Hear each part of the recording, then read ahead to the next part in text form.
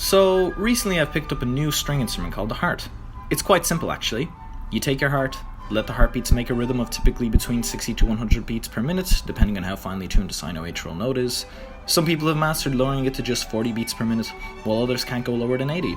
You can alter the tempo based on the strain you place in the heart by means such as strenuous movement, unrequited love, and level of air quality, and then you pluck the heartstrings to your own content to play their beautiful melody. Oh, wait, sorry. Did I say that you play it? Oh, no. Unlike normal instruments, you don't actually play it. Instead, someone you care about and love deeply will penetrate deep into your core, rattle your entire being, and quake the ever-living daylights out of you until you're left as nothing but a shell of your former self. God damn it, please come back! The heart contains 4 distinct chambers wrapped inside 3 layers of musical insulation tissue, commonly known as the epi, myo, and endocardium. These tissues help keep your musical masterpiece, or abomination, inside the instrument, preventing premature noise-making and assisting in the creation of reverb. Much like how Stephen Hawking described the universe as a compilation of strings vibrating at different frequencies to determine their mass, charge, and other properties, heartstrings vibrate at varied frequencies to produce their own melodies, with their own notes, pitches, and tempos. The difference is that one set of strings constructs the universe, the other constructs a beautiful song. And also doesn't require 10 f***ing dimensions to work. The right atrium receives the initial musical notes from the heartstrings, which are also known in classical terms as the chorde.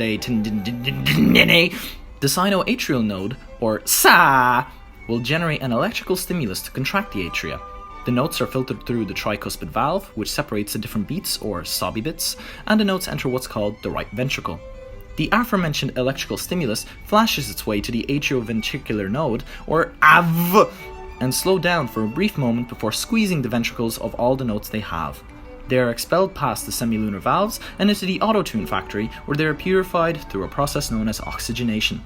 Returning back to the left atrium, the now beautifully refined notes pass into the left ventricle thanks to sa, saying bicuspid valve, before being expelled from the left ventricle thanks to av, and out into the aorta for its melody to be heard far and wide.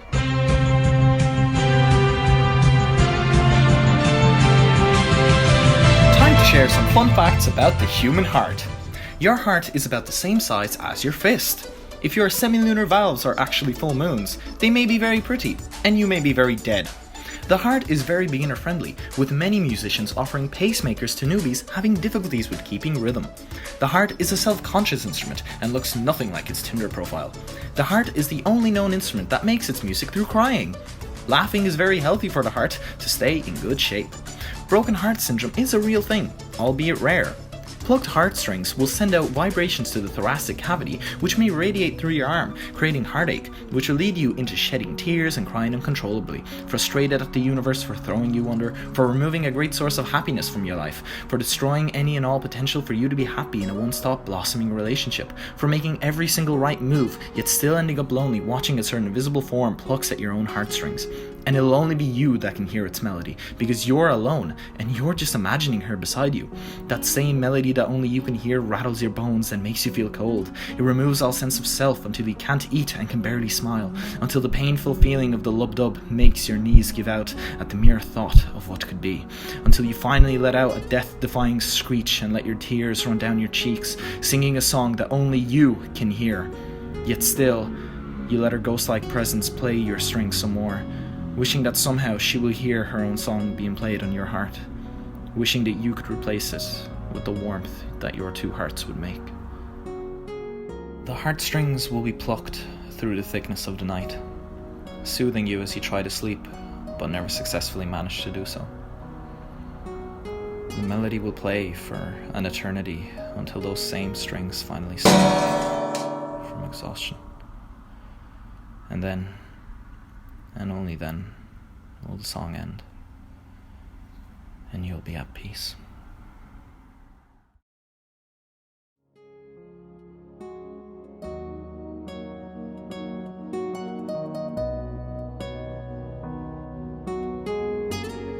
But maybe there is a way to prematurely end a song.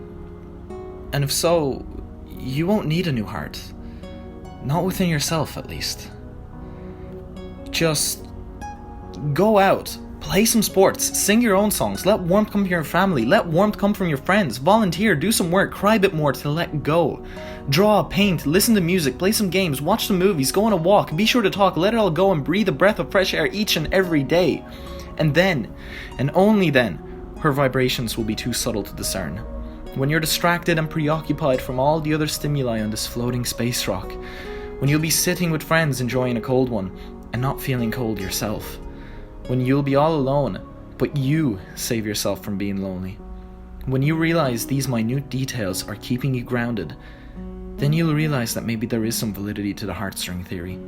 That all you must be is down to earth, with those you love, those you barely know, and yourself too. There is no theory of everything, or at least not yet. So your heartstrings won't always feel relatively well, and you have to learn to accept that. Once you realize that, you learn how to not take it all for granted. Time with its ticks will mimic the lub-dub sound, and you'll come to miss all the agonizing pain you went through. You'll miss the feeling of feeling. You'll miss being sad. You'll miss being miserable. You'll miss hiding yourself from your fears. You'll miss crying yourself to sleep, because you'll quickly realize that good times are ahead, and good times are always a predetermining factor for the next sobby bit of life that your heartstrings will play. And then these feelings will pass, even for just a moment. And one day you'll be at a party, standing by the makeshift bar, handing out drinks under the gazebo, and your eyes and hers will lock. A staring contest ensues. You'll chat, you'll laugh, you'll sit down, and on that blissful evening, you'll take a photo. But you won't be looking at the camera. You'll be looking at her, and she'll be looking at you with that beautiful smile. And you'll understand why the heartstrings are plucked the way they are. So recently I've picked up a new percussion instrument called the heart. It's quite simple actually. You take your heart, let the heartbeats make a rhythm of typically between 60 to 100 beats per minute, depending on how finely tuned the sino-atrial node is. Some people have mastered lowering it to just 40 beats per minute, while others can't go lower than 80. You can alter the tempo based on the strain you place on the heart by means such as strenuous movement, unconditional love, and level of air quality, and you pound it into your chest that it exerts its warmth over you thanks to your So, yeah. Thanks to your S.O., you can play it to your own content. Wait, sorry. Did I say that you play it? No. Unlike normal instruments, you don't actually play it. Instead, someone you care about and love deeply will penetrate deep into your core, rattle your entire being, and quake the ever-living daylights out of you, until you're left as nothing but a more complete version of yourself.